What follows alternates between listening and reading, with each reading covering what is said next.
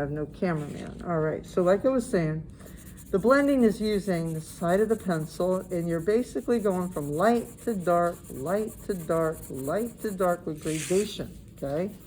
Things that go back in space get dark, things that come out to you get light. Another thing you could think about, what we learned with the still life, you know, the highlight, the shadow, the cast shadow, the reflective light. You could put a little bit of everything that you learned in here, okay? Now, going to get a little bit, tad bit darker in this background area. And then here, I'm going to keep it light, very soft, okay? And again, I'm using the blending technique, okay? This is the technique that you're using the side of the pencil, okay? I'm going to show you, okay? Now, this is just blending, okay? So what I'm going to go ahead and do my little shadow, okay? The cast shadow thing that happens and it falls on, you know. I'm being a little bit exaggerant, you know, that's okay. It's your imagination, which is kind of fun. And you could always change it up to however you want it to be. That's the cool thing about art, and I think that's the most interesting thing about art, is that we work in a way where we're working from our imagination, so we could literally do almost anything to this page that our imagination lets us do. Now, this is just using the blending, okay? I'm using the side of the pencil, and I'm playing with pressure and patience, fading it, going from that light to dark, light to dark, light to dark transition, okay? Now, that's just with blending. Now, let's say hatching, okay? Hatching is lines in one direction. Closer you get with the lines, the darker. Farther apart, the lighter. So here is my darker shaded area.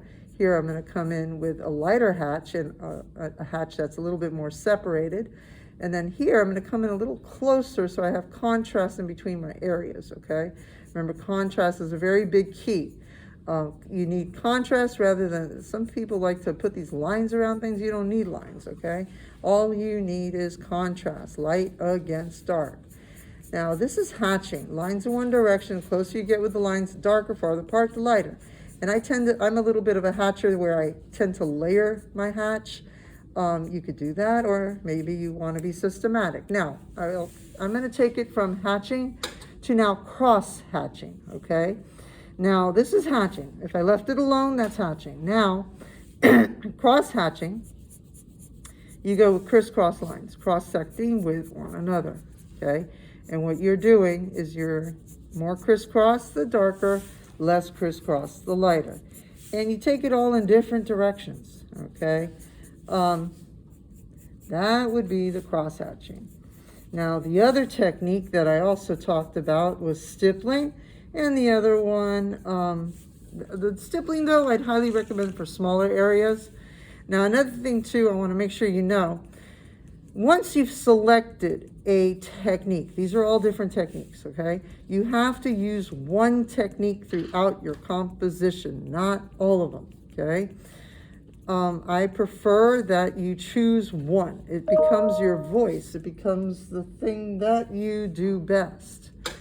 And you wind up using, it's just like your voice. This is what happens. The stroke of the technique becomes your voice.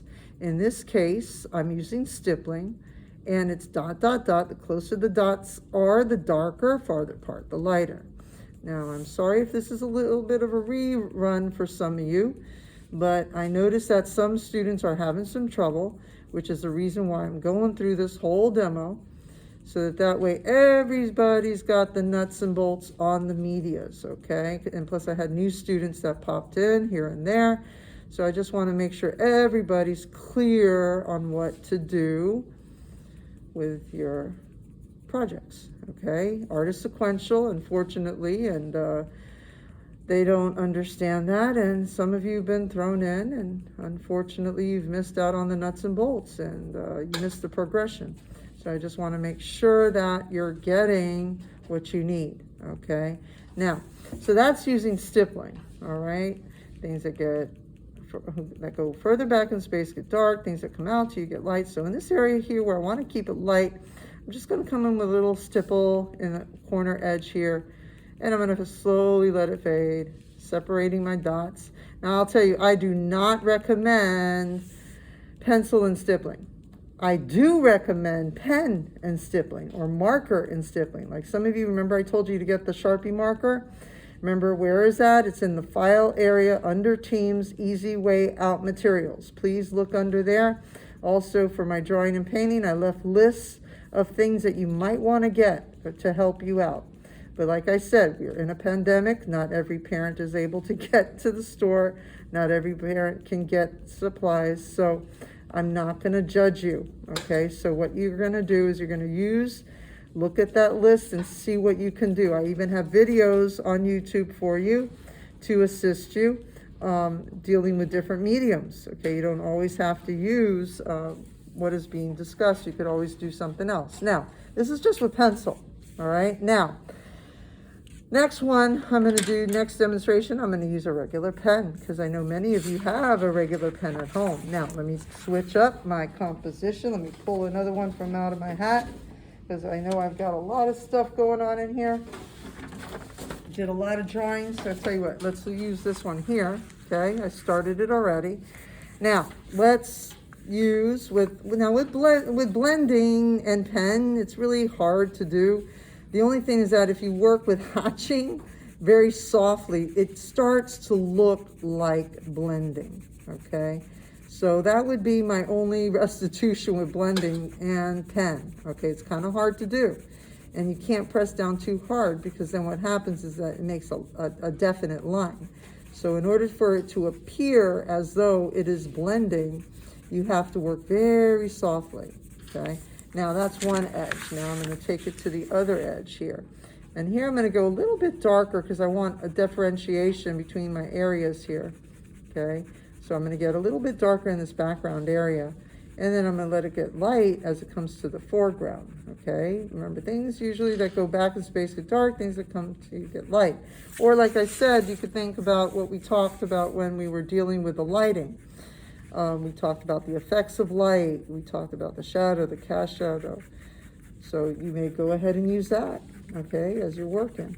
Now, this is the best blending quote hatching method, okay? Like I said, try to go real soft if you're trying to execute the blending because it's going to be hard. It looks more like hatching. It does when you get closer to it. Now, in this area now, it's looking like hatching because I'm pressing down hard because of the fact that I want to come in this area with a dark value. So I keep passing over it with my hatching. And I'm going to eventually get something that kind of looks like it's been blended, okay? But you still will see the lines because you are pressing down a little harder.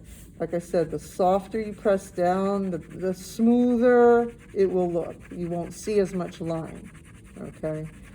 Just a little 411 to help you out, all right? So that was just doing, quote unquote, the blending / hatching, okay? Now, if you want to keep it purely hatching, okay, you can.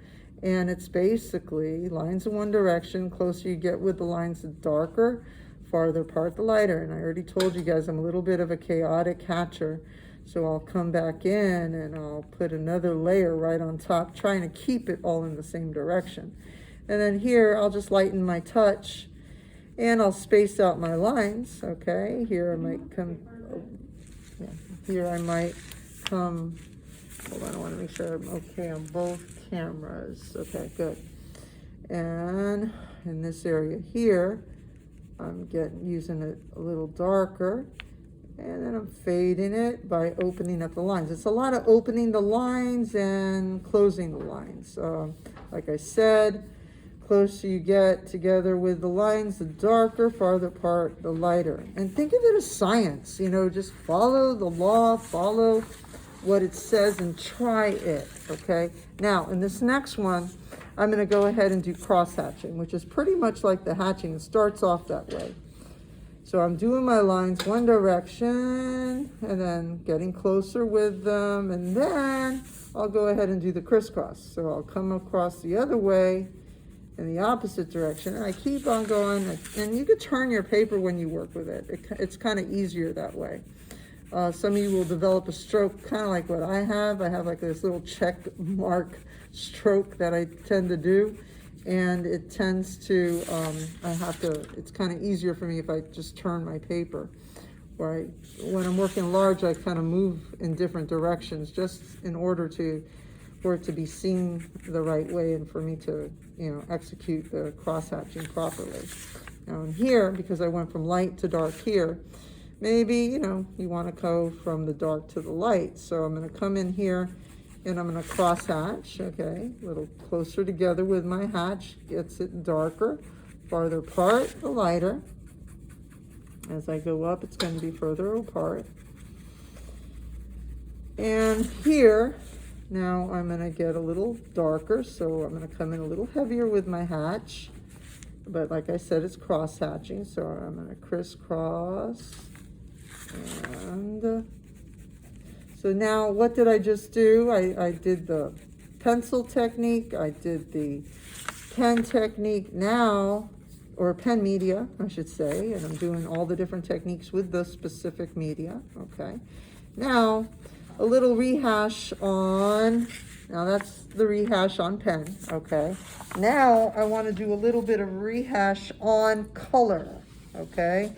Because I know many of you had questions on the color, okay? Now, I have a 5-pointer, no biggie. So now what I'm going to do, I'm going to pick up any color, all right? And I'm just going to go to town, and I'm just going to go light to dark using my color, okay? This is when you're now working with color pencil. This is a different medium now, okay? You're using color pencil. Now, I'm taking one color first, and I'm doing my light to dark thing.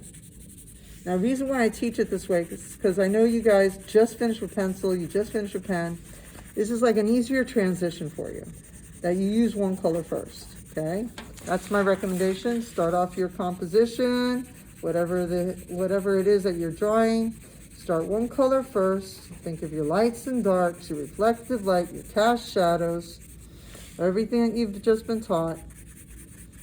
I know it's a lot for some of you because you're just coming in. Please forgive me. Don't shoot the messenger. Art is sequential. Please forgive me. I can't teach you everything in one day. You'll wind up wanting to exit out of the door so quickly. All right, so right there, that's just one color.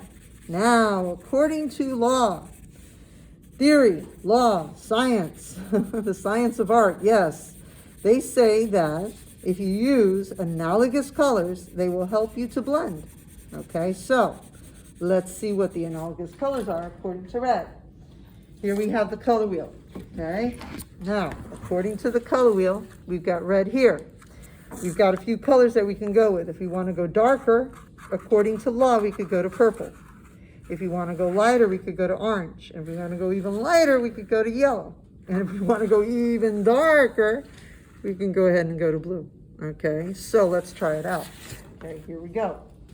Started with red, right? So the next deal is to go ahead and use some orange in the lighter area. So let's try it out. Pop a little orange in here. And right away, what's happening, you get this beautiful resignation of color. It's almost like it's vibrating against each other. And unfortunately, I feel so bad that some of you can't see it because you're on the Zoom or you're on the screen here. This document camera does not do it justice. In a minute, I'll pass it around. Those who are physical will see it.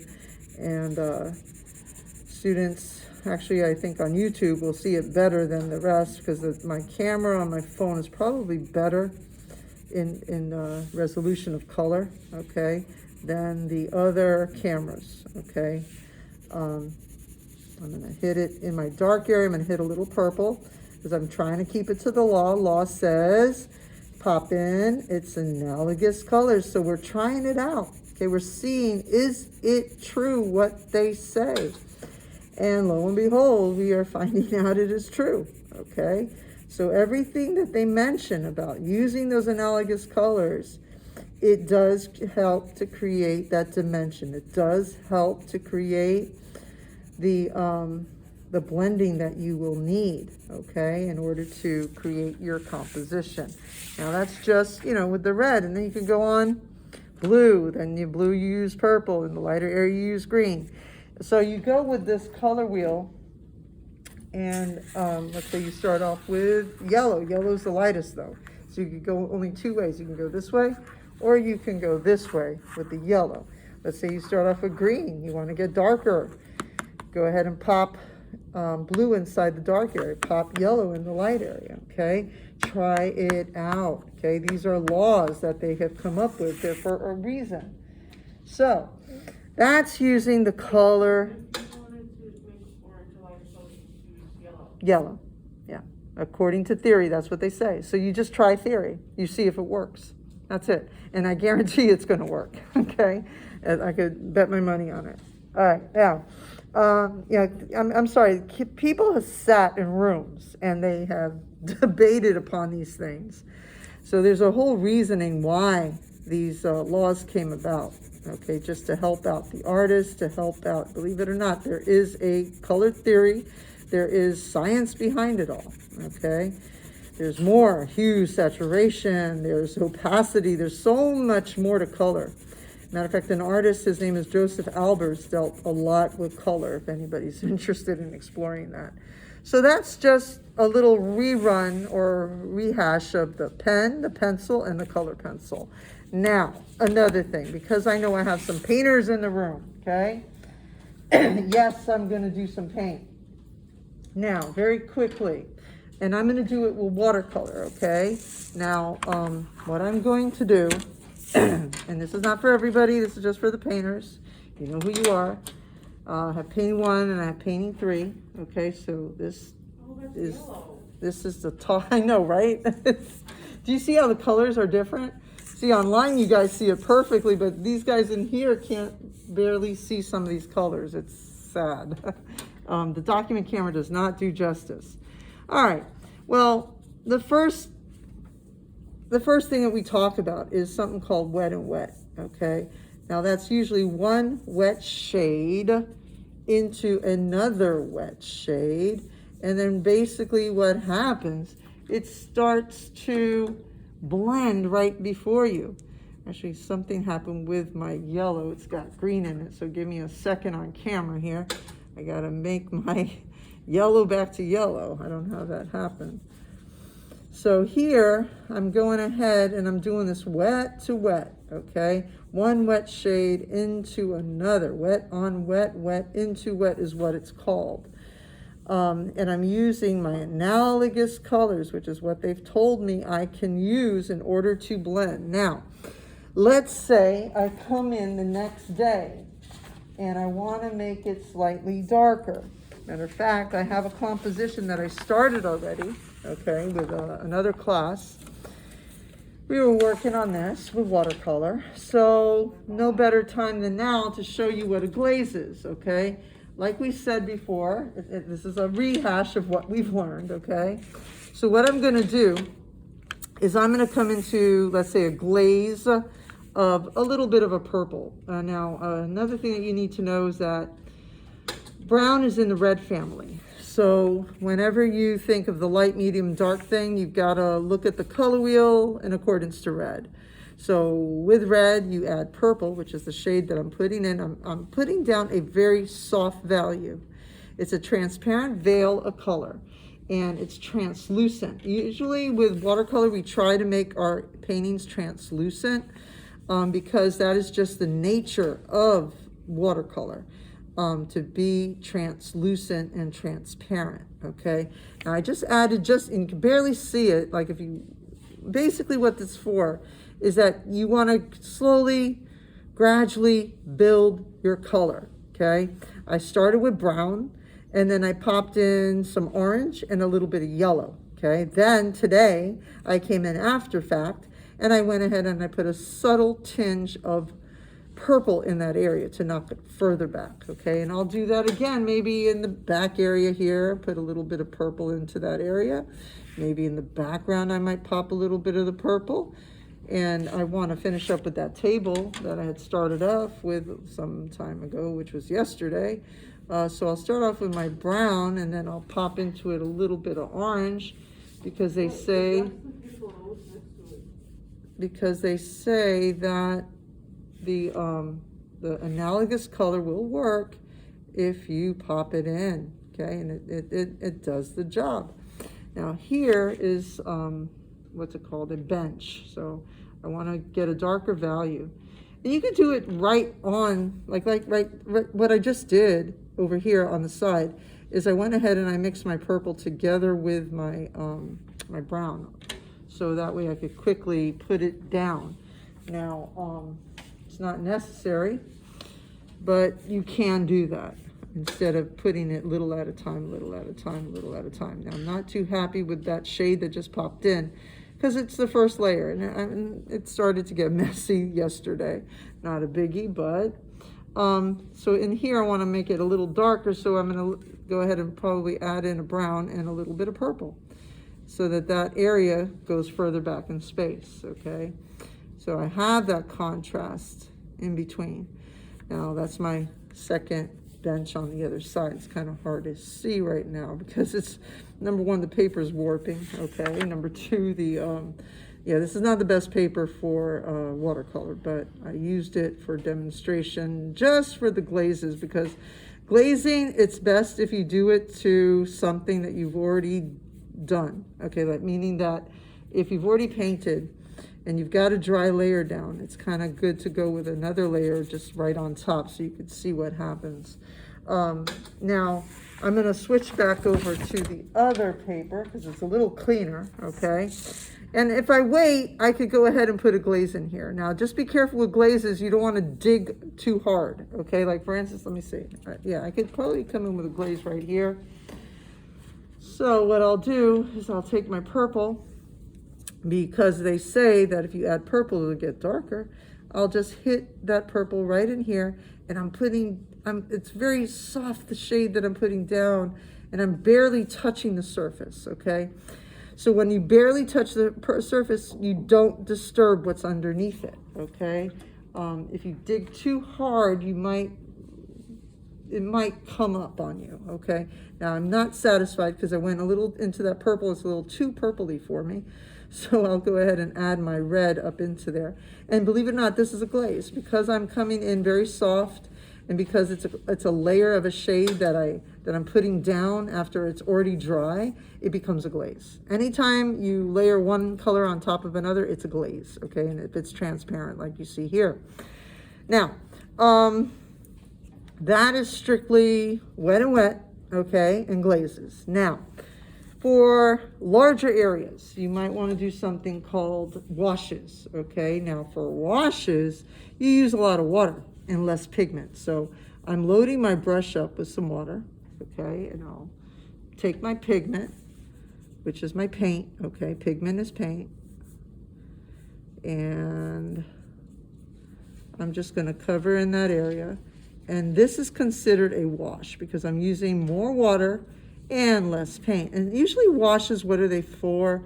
They're good for large areas. There's two ways you could control it, like I'm doing now, or you could literally take water, place the water down first, and then after you've laid down the water, go ahead and grab the pigment that you want and put it down. And something cool happens too. You get this reaction, which is kind of neat. Some of you might want that into your backgrounds. Maybe you're doing some kind of galaxy, or maybe you're doing some, I don't know, quasars or black holes. I don't know. So maybe you might want interesting things going on into your background, especially my painting 1 group or my painting 3 group, okay?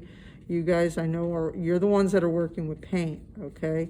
Now, the other groups, you're eventually going to use paint, hopefully, if you have it. If not, you use food coloring, or you'll use berries or something to help you, or even coffee, believe it or not, you could use.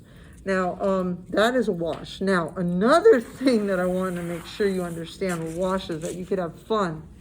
You could literally lay down a shade, make it nice and soppy, okay? Let me get more water on there, okay?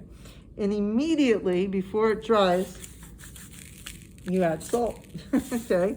I know it sounds weird, but what's gonna happen that salt is going to dry and you're going to flake it off and you're going to get what we call a grainy effect. It looks like this and it looks like this.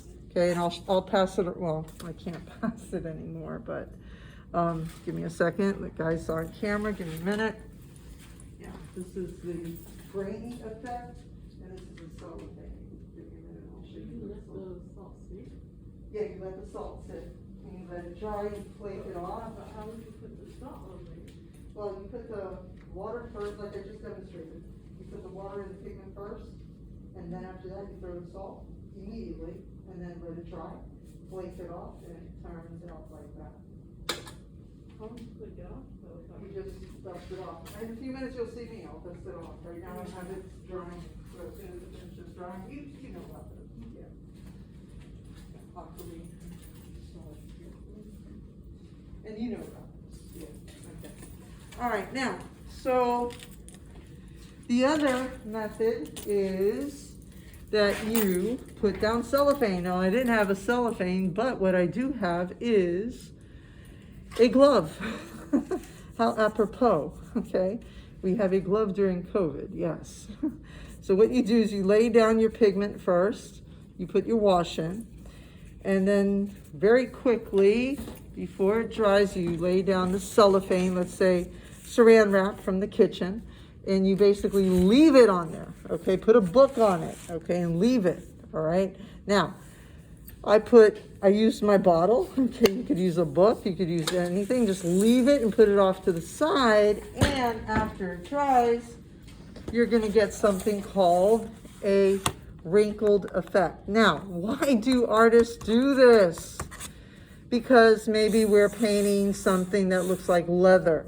Maybe we are painting a garbage bag, I don't know.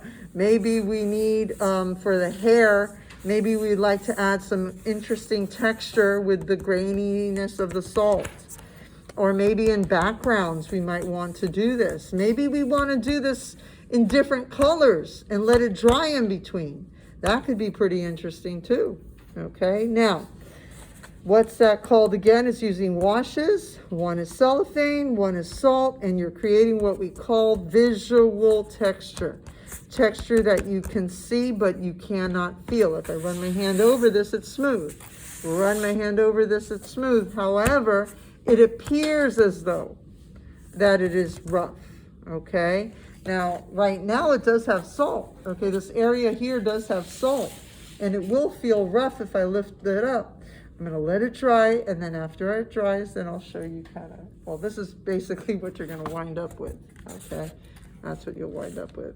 Now, let that dry a bit, and put that off to the side. Now, one last and final technique called dry brush, okay? Now, this is another technique where you dry out your brush. I know that sounds weird. And then you let your brush stroke streak. And there's a reason. Let's say I want to paint grass. Let's say I want to paint fur. This is a way in which we work with a streaking effect to create texture, okay? So in that respect, let's say we're painting hair. Let's say we are painting fur. Let's say we are even painting, actually in this composition, I went ahead and I was painting wood grain. So I used the streaking effect for the wood grain, okay? Now, any questions on those techniques? I know that's a lot, but my drawing students, remember, just stick to the drawing. My painting students, I went a step further with you to reiterate what we talked about, okay? We did a lot with the acrylic paint, but we had not done much with watercolors, so I thought I would share with you how exactly to use this watercolor, okay? Any questions? Okay, you are working at this time on your 2-point perspective. You are now filling it in. What media you choose according to teams is up to you, okay? Please look at teams. I've listed what you're supposed to use. where I've given you choices. So please make sure you are looking at your choices on teams. Thank you so much, and I hope this video helps.